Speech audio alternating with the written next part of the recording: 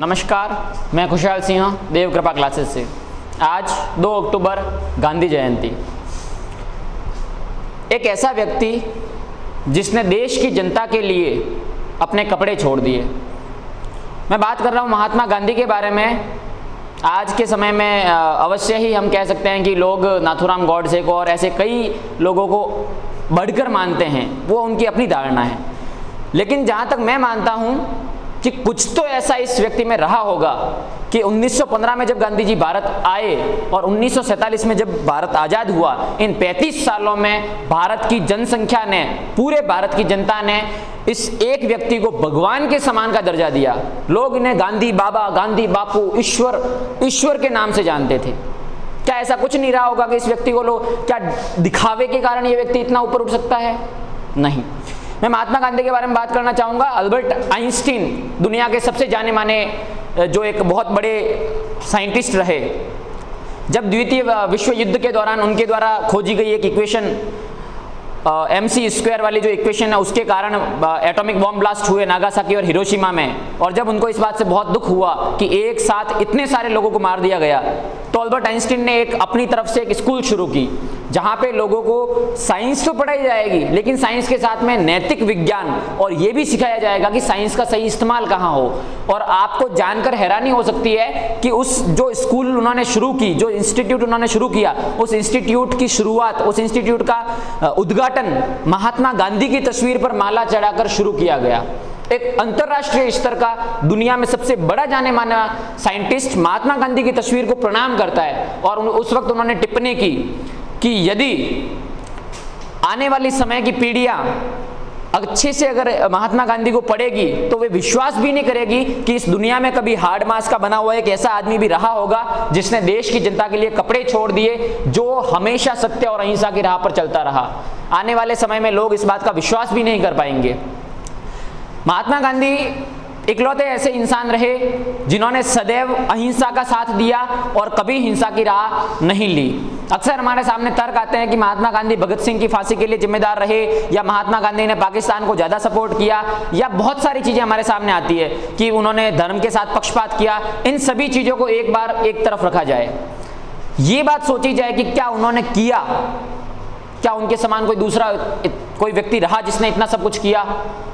गांधी जी ने अपने जीवन में वस्त्र त्याग दिए, गांधी जी ने अपने जीवन में राजनीतिक शिखर पर रहे गांधी जी, सारे आंदोलन सबसे ऊपर गांधी जी। लेकिन जब भारत का संविधान तैयार हुआ, जब भारत में सरकार बनी, तो गांधी जी ने एक भी पद स्वीकार करने से इनकार किया।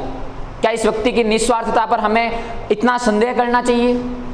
नाथूराम गॉडसे जी ने जब अपनी सफाई दी कोर्ट में, जब उन्होंने अपना बयान दिया गांधी जी की हत्या के बारे में, तो उन्होंने स्टार्टिंग में क्या कहा, शुरुआत की क्या पंक्तियां रही कि मैं गांधी जी को दिव्य पुरुष मानता हूं, मैं उन्हें ईश्वर के समान मानता हूं, भगवान के बराबर मानता हूं, और मैं इस बात को स्वीकार करता हूं कि यदि महात्मा गांधी भारत में नहीं आए होते तो शायद भारत आजाद नहीं हो पाता।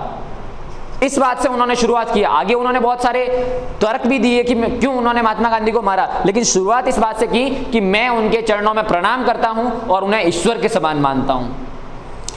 महात्मा गांधी के बारे में सबसे अच्छी बात तो मैं ये कहना चाहूँगा कि 1857 की क्रांति हम जब देखते हैं तो उस क्रांति की असफलता के पीछे के जब कारणों के बारे में आज के इतिहासकार पढ़ते हैं या हम पढ़ते हैं, तो सबसे बड़ा कारण उभर कर ये आता है कि उस क्रांति में आम जनता ने साथ नहीं दिया। उस क्रांति में सिर्फ नवाब, राजा, जमींदार, उन लोगों ने उस क्रांति में अंग्रेजों के खिलाफ लड़ाई लड़ी, उन लोगों ने अंग्रेजों की खिलाफत की। आम जनता उनके साथ नहीं थी, क्योंकि आम जनता के साथ राजाओं ने भी वही किया था जो अंग्रेजों ने किया था। जनता को कभी सुकून नहीं मिला। पहला ऐसा आदमी भारत में महात्मा गांधी के नाम से आया जिसने जनता को इकट्ठा किया, लोगों को इकट्ठा किया कि आप मेरे साथ आओ तो देश आजाद हो सकता है, और इसी कारण देश आजाद हो पाया। यदि महात्मा गांधी ने लोगों को इकट्ठा न किया होता, अगर सिर्फ देश के राजा और नवाब ही अंग्रेजों से लड़ते रहते, तो शायद हम आज भी आजाद नहीं होते। देश तब तक आजाद नहीं हो सकता। नेल्सन मंडेला जी का ये वाक्य है कि देश तब तक आजाद नहीं हो सकता जब तक कि देश की जनता, आम आदमी उसे आजाद करने की कोशिश में न लग जाए, और ये महात्मा गांधी ने किया। आप सोच सकते हैं इस आदमी के प्रभाव के बारे में कि जब 1919 में असहयोग आंदोलन शुरू किया और महात्मा गांधी के एक इशारे पर महात्मा गांधी ने कहा कि हम अंग्रेजों का साथ नहीं देंगे, उनका सहयोग नहीं करेंगे, उनके एक इशारे पर लाखों अधिकारियों ने अपनी नौकरियां छोड़ दी।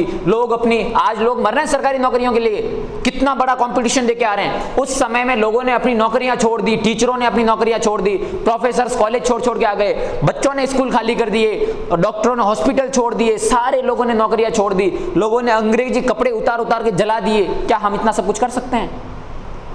तो इस आदमी का कितना प्रभाव इस देश की जनता पर रहा होगा कि लोगों ने उनके लिए इतना बलिदान किया। जब असहयोग आंदोलन के बाद में सविनय अवज्ञा आंदोलन शुरू हुआ, लोगों ने इन महात्मा गांधी के इशारों पर लाठियां खाई। महात्मा गांधी ने कहा कि हम हथियार नहीं उठाएंगे, और इस बात पर लोग लाठियां खाते रहे, कई लोग मारे गए, लेकिन उन्होंने सामने से वार नहीं किया, क्योंकि महात्मा गांधी का मानना था कि एक दिन ऐसा जरूर आएगा जिस दिन उनके मन में ये इच्छा जरूर, उनके मन में एक करुण भाव पैदा होगा, एक ग्लानि उत्पन्न होगी कि हम कितना बुरा उनके साथ कर रहे हैं। ये महात्मा गांधी रहे। महात्मा गांधी के बारे में एक बहुत अच्छा वाक्य जो मुझे याद आता है, लॉर्ड माउंटबेटन ने कहा, जो हमारे भारत के अंतिम गवर्नर जनरल भी रहे, वायसराय रहे अंतिम। उन्होंने, लॉर्ड माउंटबेटन ने अपनी जो किताब है उसमें लिखा कि यदि इतिहास में कभी महात्मा गांधी को निष्पक्ष रूप से पढ़ा गया, यदि इतिहास में कभी महात्मा गांधी को अच्छे तरीके से किसी ने समझने की कोशिश की, तो महात्मा गांधी को भगवान कृष्ण, भगवान राम और ईसा मसीह की श्रेणी में रखा जाएगा, उनके बराबर माना जाएगा, अगर कभी इतिहास में महात्मा गांधी को पढ़ा गया। आज बहुत सारी बातें महात्मा गांधी के खिलाफ आती हैं, तो बहुत बड़ी बात नहीं है। आज लोग रावण को भी सपोर्ट कर रहे हैं, तो ये कोई बड़ी बात नहीं है। ये ट्रेंड है, एक फैशन है कि लोग गलत का साथ, लोग चाहते हैं कि कुछ नया हो, और नए में चाहे गलत ही हो लेकिन नया हो। रावण के साथ देने वाले भी आज आपको मिल जाएंगे इस दुनिया में। अब रावण के साथ देने वाले हैं तो नाथूराम गोडसे का साथ देने वाले भी जरूर होंगे। वो सारी बातें अपनी जगह है, लेकिन इस व्यक्ति का प्रभाव, इस व्यक्ति का बलिदान, इस व्यक्ति की दी गई सारी जो राहें, जो तरीके हैं, वे आज भी इस दुनिया में उतने ही प्रासंगिक हैं जितने एक जमाने में रहे होंगे। महात्मा गांधी के बारे में मेरी अपनी कुछ पंक्तियां मैं समर्पित करता हूं महात्मा गांधी को, कि हस्ती तेरी बापू सदा अमर रहेगी, हस्ती तेरी बापू सदा अमर रहेगी, राह तूने जो दिखाई वो अटल रहेगी, राह तूने जो दिखाई वो अटल रहेगी। लाशों पर जीत के जश्न में क्या है मजा, लाशों पर जीत के जश्न में क्या है मजा, दिल जीत के देख जिंदगी बदल जाएगी, दिल जीत के देख जिंदगी बदल जाएगी। गांधी जी का एक बहुत अच्छा भजन है, वैष्णव जन तो तेने गई, जब आप उसे महसूस करेंगे तो आप उस चीज को समझ पाएंगे कि महात्मा गांधी क्या कहना चाह रहे थे।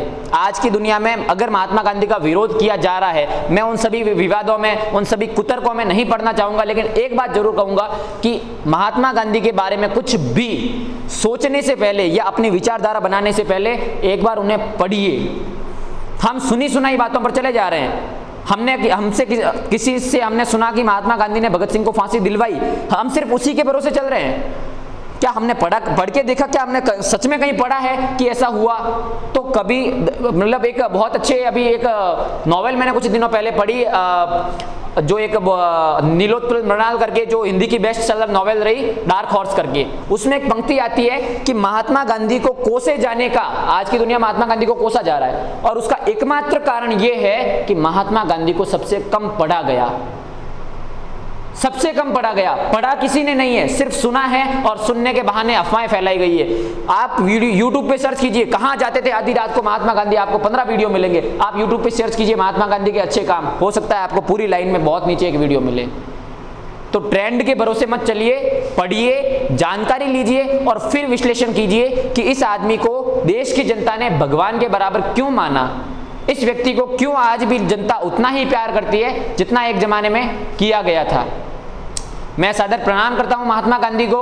वैष्णव जनता का भजन मुझे बहुत पसंद है, उम्मीद करता हूं आप भी सुनेंगे, आपको भी बहुत पसंद आएगा। वैष्णव जन तो तेने कहिए पीर पराई जाने रे, कि मानव सिर्फ वही है जो दूसरों की पीड़ा समझ सकता है। वैष्णव जन तो तेने कहिए पीर पराई जाने रे, पर दुख के उपकार करे तो मन अभिमान न आने रे। दूसरों पर उपकार करके हमारे मन में अभिमान भी न आए, हम इस बात को व्यक्त भी न करें कि मैंने उसके ऊपर उपकार किया है। ये गांधी जी की धारणा है। धन्यवाद। जय हिंद, जय भारत।